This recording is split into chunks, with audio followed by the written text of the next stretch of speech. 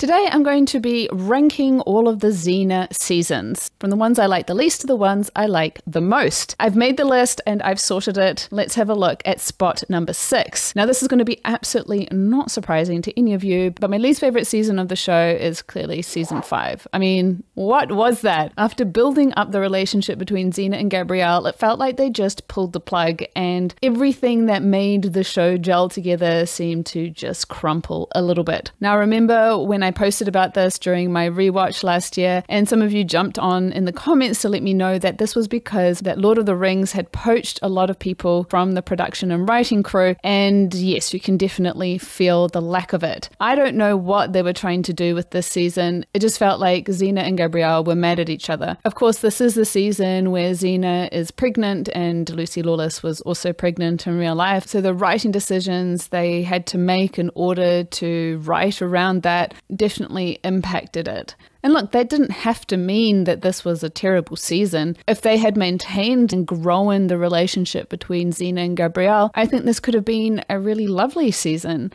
But on so many levels, it fell flat. So obviously with the relationship between Xena and Gabrielle, but also with what they were doing with Gabrielle's character. It just felt like they were pushing her into areas that felt like a complete turnaround from where she'd been. She's tapping into, I guess, her inner anger. And look, I'm all there for a great character arc. In fact, I really like where they took Gabrielle, took her from being this innocent, young, sweet girl and took her on this massive journey to becoming a fully realized woman, a battling bard. But then you had episodes like Antony and Cleopatra. The fact that here Gabrielle is really coming up against making these tough decisions, and it feels like you see the erosion of her soul in a way with the kind of political game she ends up playing in this episode. You have Xena having her thing with Antony, and look, I know that they're playing into historical fact, and of course the ever clever ways in which they would always put Xena at the center of these major historical moments was always entertaining. But I don't know, I feel like she was purposely all over him because she and Gabs were on the outs and they seem mistrustful of each other. And I don't know why. I feel like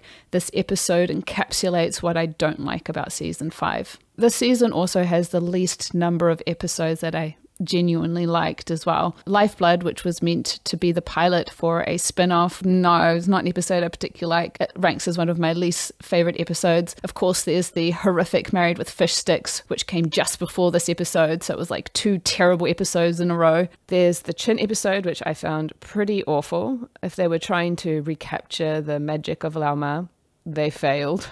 The Amazon episodes at the beginning of the season weren't my faves. I mean, I liked Kindred Spirits. I think that was probably the most subtexty episode of the entire season. Having said that, there were a few things that I did enjoy. The fact that Gabrielle is named the father of Xena's child, fantastic, love that. The fact that this ended up being an immaculate conception with the soul of Callisto, I'm kind of down with that. I don't know how you guys feel about it. I actually enjoyed the first episode when they were in heaven and hell. It also brought in Athena, who, she was totally a sapphic. I didn't mind the end of the gods.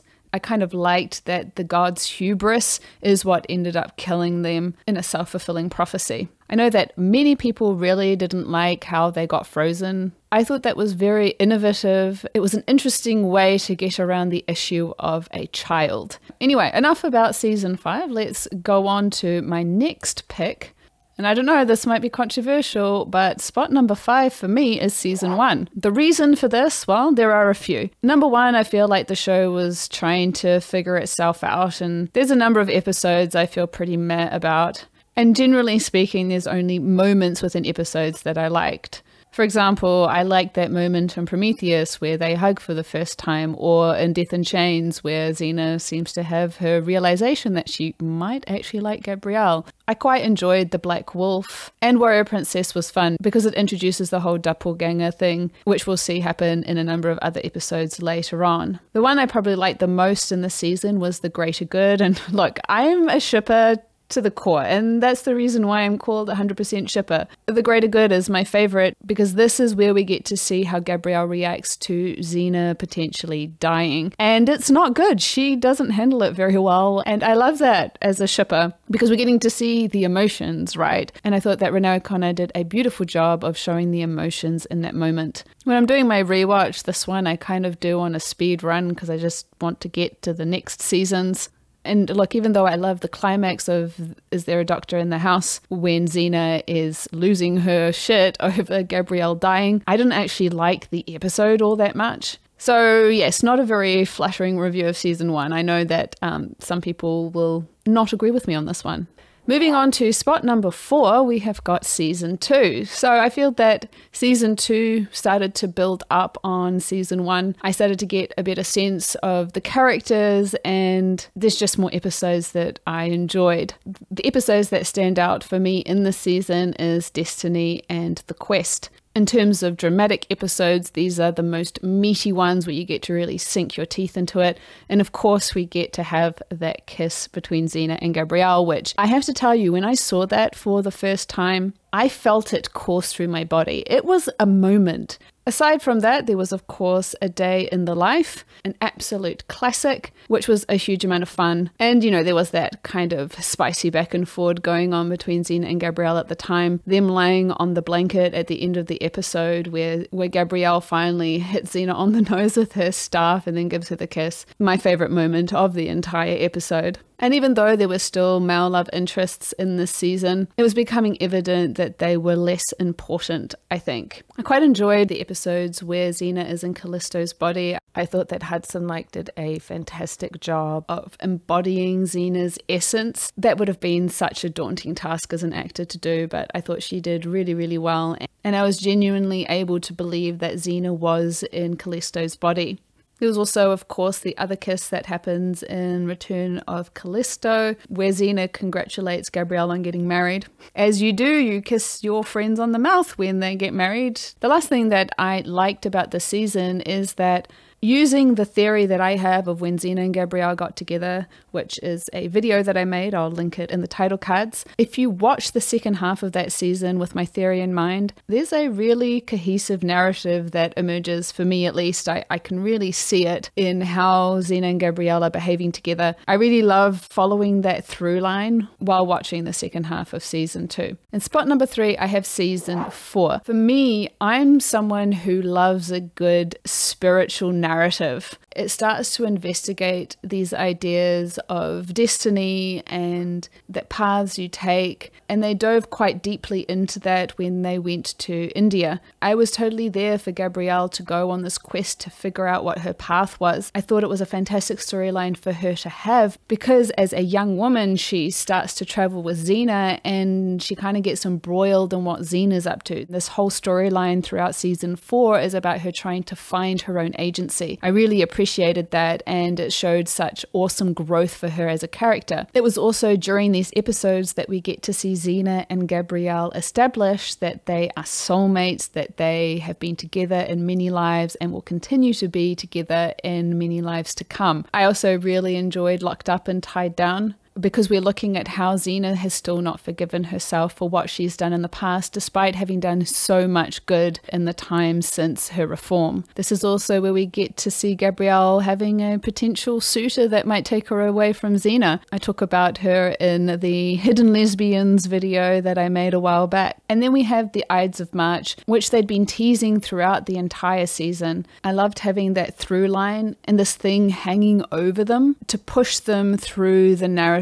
of this season. This is where we get to see Gabrielle break her vow of peace in order to save Xena when she collapses on the ground. And it has one of my favorite moments of the entire series where we get to see Gabrielle holding Xena in her arms and having this beautiful, quiet moment together as Gabrielle talks about how seen she feels when she's with Xena. And then they tie up the whole season with Deja Vu all over again. which I thought was a lot of fun, and the fact that they have Xena and Gabrielle kissing at the end of the season. I remember when I saw this the original time, and they'd been teasing the Gabrielle Joxa dynamic overtly, but building this Xena Gabrielle subtext over the last 4 seasons, and I just thought it was a very clever way to get around the censorship. I know that Renee O'Connor was the one who put the kiss in at the end, and that's just a little present to show that she was supportive of the Xena and Gabrielle dynamic, so thank you so much, Renee O'Connor, for that. I just remember loving how subversive that was while still packaging it in such a heteronormative way.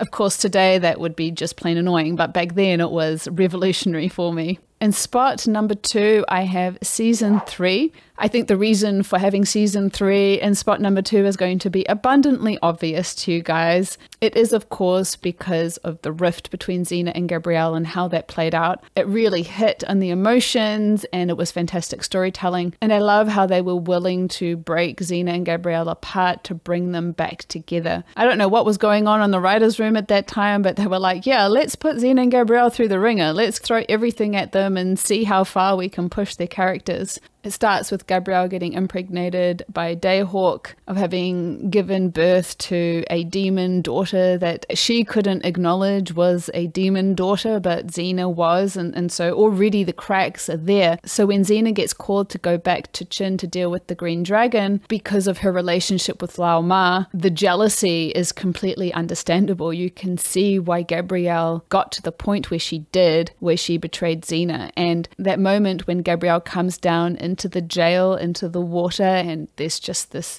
moment where Xena asks for Gabrielle to scratch her nose and they completely break down. It's just, it's so good. And it's moments like these that make the show really shine, because you can fully see all of the stuff that goes along with that moment, all of the history between Xena and Gabrielle, of, you know, where they're at with each other in this moment, and the love that they have for each other that exists despite all of the hurt and the pain and the jealousy between them. This then leads to the bittersweet, which in terms of a production decision to make it into a musical was, inspired. The music itself is not music that I particularly connect with, but I feel the whole concept of how they then metaphorically work through their issues through the musical is just so cleverly done. They've come through the fire, they've come through the gauntlet, and they are stronger than ever, and we get to see that in One Against an Army, which is this kind of potent, distilled episode. And this is where they also introduce very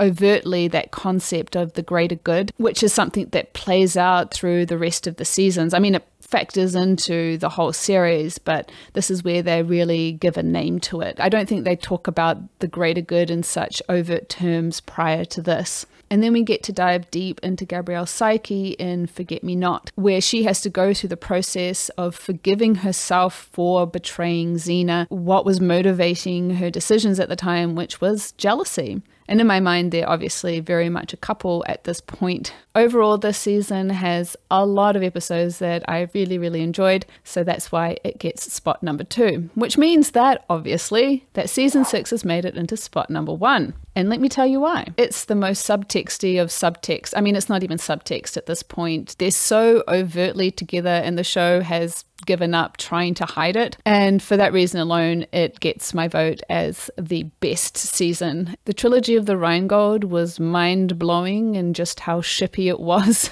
They literally have a Sleeping Beauty moment where Xena wakes Gabrielle up with a kiss. And to me, that felt so validating. It was so exciting watching those 3 episodes and seeing what they did with it. It also had a number of episodes that I just loved for themselves, such as Legacy, which I mentioned in my last Xena video, where I talked about how it was written by Melissa Good, who is a fanfic writer and a fan of the show. It also had the comedic episode You Are There, which the whole thing was quite fun. Everything from Xena and Gabrielle being questioned about whether or not they're lovers, to the way Xena reacts when she doesn't like the way the questions are going in an interview. And Many Happy Returns is also an episode that had me smiling a lot, especially for that final Sappho poem at the very end, which was just the cherry on top, especially after the episode When Fates Collide, which I mean, is that not the pinnacle of Xena and Gabrielle and how much they mean to each other and how they are soulmates forever through all time? This episode is a complete love letter to all of us Sapphic fans.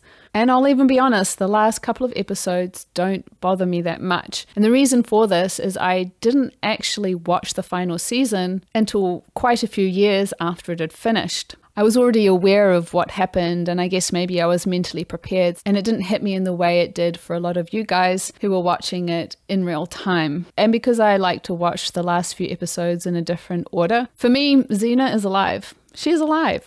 So there you have it. That is my ranking. I've made quite a few Xena inspired videos, so check out the playlist on your screen. Until next time, lady lovers.